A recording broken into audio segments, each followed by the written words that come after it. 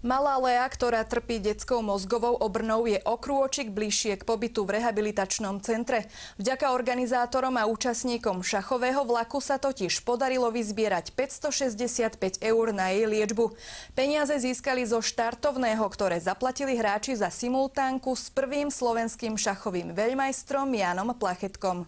Projekt Šachový vlak pripravila pražská šachová spoločnosť spolu s Českými dráhami. Prvý ročník sa uskutočnil v lani a stretol sa s pozitívnou odozvou hráčov i médií. Šachový vlak je vlastně projekt, který nemá v historii obdoby nikde jinde na světě.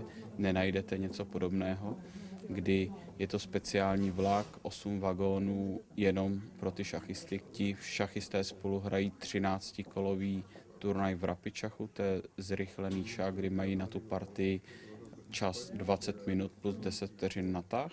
Tento rok sa šachovým vlakom vezie na trati Praha, Drážďany, Vroclav, Piešťany, Viedeň 46 hráčov z 10 krajín. My jsme hledali zajímavá města, která mají i zajímavou šachovou tradici. A v Piešťanech se hrály historicky dva velmi silné šachové turnaje. Jeden se hrál v roce 1912 a druhý v roce 1922.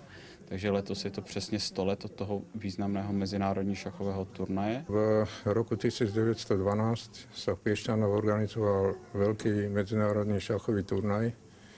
Organizovala ho rodina Winterovcov v hoteli Royal, dnešný hotel Slovan.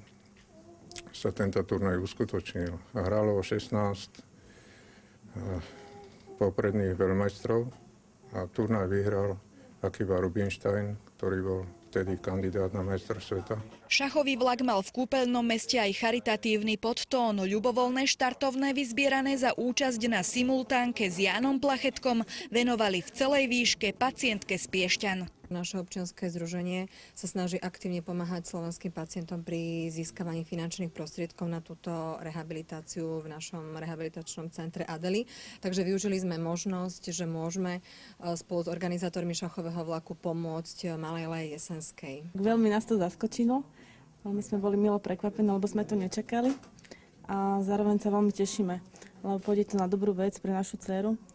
Takže máme z toho veľkú radosť. Ja som veľmi rada, že niečo takéto sa koná práve u nás v Piešťanoch a že to pôjde pre dieťa z Piešťan, pretože všetci vieme, že liečba v Adely centre je veľmi efektívna, veľmi deťom pomáha. Do hry proti šachovému veľmajstrovi nakoniec nastúpilo 11 súperov. Ján Plachetka porazil 8 z nich. 2 partie skončili remízou a jednému hráčovi sa podarilo nad veľmajstrom vyhrať. Vďaka akcii vyzbierali viac ako 500 €. Aj vďaka nim bude môcť malá Lea absolvovať svoj druhý rehabilitačný pobyt v centre. Eva Berecová, televízia Karpát.